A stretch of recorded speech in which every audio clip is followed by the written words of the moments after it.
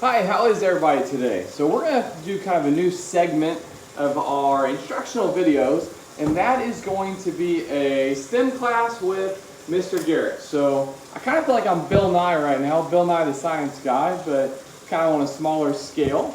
Let's go ahead and let's get started with today's activity. So I'm going to do an at-home project, and hopefully something that you can do at home. And it's going to be something we do with just 4 easy. Everyone hopefully has ingredients. And if you don't have it, it shouldn't cost you really a whole lot to perform at home, okay? So with that being said, lately over, the last couple weeks to couple months really, we've had a lot of rain. We've had a lot of precipitation, and it's been very kind of stormy around this area, which it's about that time of the year. So it really kind of makes sense. We're going to actually take that process and we're going to move it inside. And with today's activity, we're going to actually create a cloud inside. So I'm going to bring the outside cloud and I'm going to bring it inside, and we're going to make a cloud in our house, okay? So with that being said, you're going to need 4 ingredients. First ingredient. Maybe it's a little tough to hear me right now. That's because my kitchen sink is running. You're going to need running water. You're going to need some water for this experiment, this activity. Everybody should have water at their house. You need your water to be hot. And you need it to be hot because we're making that hot pressure that we have whenever clouds are formed. You're also going to need ice. Now, a lot of us probably have a refrigerator at home that maybe creates ice on its own. Or maybe you have ice trays at home. That works just fine. But you need ice. You need something that's below freezing that you can kind of counterbalance or kind of counteract with that hot pressure. I need some cold air, some cold pressure to mix, so that when that hot air and that cold pressure collide, that's what's creating that cloud to form then, okay? You also need, guys, whenever you do this experiment, you need something to create the cloud inside. I'm going to use a mason jar. I think mason jars are the best thing to use for this project, mainly because they're clear, they're see-through, and I can kind of see what's happening and what's going on inside of my jar. They come with a lid that secures very tightly on top of them. So I can put my mason jar lid on top whenever we get further into this experiment, and I can make sure that no air is escaping. If you don't have a mason jar at home, any bottle, any cup is going to work, preferably a clear one, because a clear jar, cup, anything is going to be able to let you see what's going on inside. And you can actually see that cloud begin to form. If you don't have a mason jar, make sure you have something that's going to cover this entire opening whenever you're doing this experiment. You're going to need something that completely seals off all of the air from entering inside of my mason jar. And that is so I can keep all of that hot air inside. Your 4th ingredient, and this is the one that some of you may not have. And thank goodness for my wife, because if it wasn't for her, I would not have it at home. You're going to need some hairspray. And if you have hairspray, great, but if you don't, you can go to local grocery stores like a Schnucks, a Walmart, maybe go to a pharmacy like a CVS or a Walgreens. Does not need to be a bottle this large. You can also use very small ones because we're just going to be spraying a small bit of hairspray into our jar later in this experiment. So you need some of that airsoft hairspray for this experiment. And again, you can get a very small, maybe travel size of these for just a couple dollars, maybe $1.50, $2, depending on where you go. So those are the 4 ingredients, and that's what we're going to be doing for this experiment. Whenever we're beginning to talk about clouds, I want to focus on 4 types of clouds, because these are going to be the clouds that I want you to pay attention to and maybe see, okay, what type of cloud is beginning to form out of your jar. So the first type of cloud is going to be a cirrus cloud. And I'm sure many of these clouds you've talked about in the Schweitzer science class. But with the cirrus cloud, this is going to be a very thin, wavy, kind of just a very light cloud, one that's almost like really not even there. It's a cloud that's very much just kind of very airy, and there's not a whole lot to it.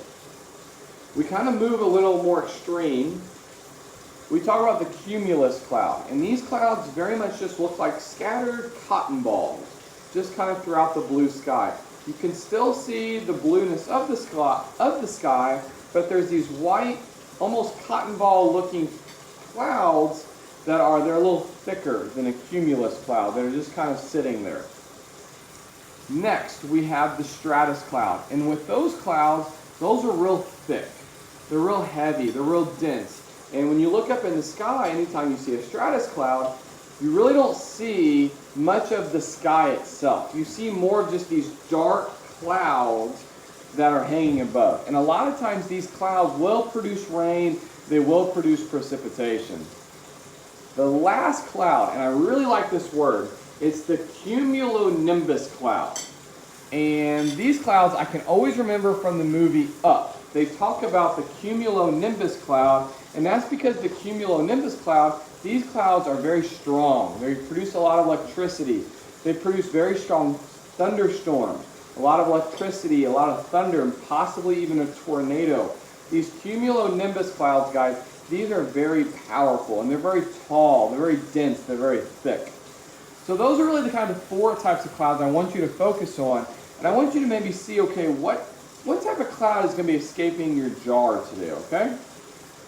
Let's get moving with our activity. So my very first step is going to be taking your jar and fill it up with water. So I'm going to take it over to my sink, and I'm going to fill it up with some very hot water. All right, so I've got my jar. I have filled it up with some very hot water. I've taken it, whenever you fill your jar up, you want to fill it up about a quarter, third of the way with hot water. You want to make sure it's very hot. That way you're getting that hot pressure when you're creating your cloud. Next, you want to come over and you want to take your lid or whatever you're using to block off any air from entering inside your jar. So I'm going to take my lid, and inside my lid, I've got ice. It's very important here because with that ice, I have my warm, hot air pressure inside of my jar. And I've got my cold, like almost ice cold air pressure on top in my lid. So I've got 2 air pressures now that are almost in a sense colliding and that are interacting right now. I've got the heat from my water, I've got the coldness from my ice, and between the 2, they're almost creating a reaction right now inside of my jar. My last step, as you kind of notice, guys, with your jar, you start to see maybe a little bit of condensation on the side walls. Inside of my jar now, and this is going to be a very quick step, I'm going to take some airsoft hairspray. Again, doesn't really matter the brand, doesn't matter what kind. I'm just going to take some hairspray. I'm going to quickly remove the lid. I'm going to spray some hairspray into the jar. Then I'm going to quickly put that lid with the ice right back on top of it. It's got to be a step, guys, that's quick, and you're keeping a lot of that pressure and a lot of that condensation still inside of the jar, okay?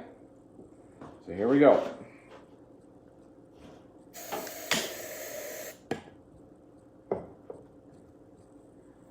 Lost a little bit of an ice cube right there. That's okay. And there you have it.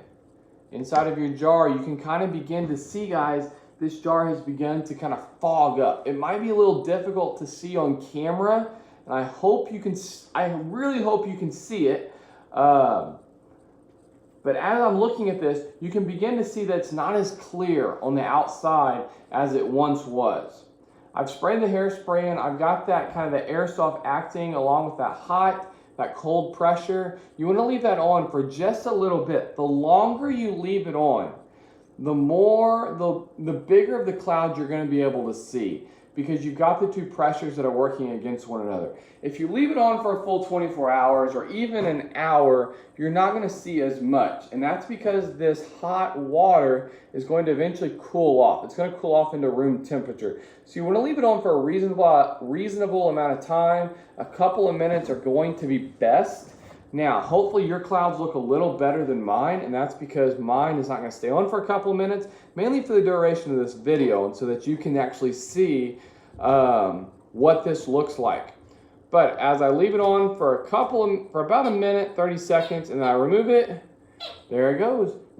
I hope you caught that on camera. Holy cow, you can actually see like some clouds starting to come out of my jar. And it's almost like whenever we're at Halloween and we see like a witch's brew or like a witch's potion coming out of a big cauldron. I can almost kind of see that rolling out of the jar. And while it might not be as easy to see on camera, I can visually see that in person. I know if you do this experiment just like I told you at home, you're going to be able to see this actually come out of the jar as well. So there you go. You have your cloud in a jar. And if I were to ask you, okay, what type of cloud did you see come out of the jar?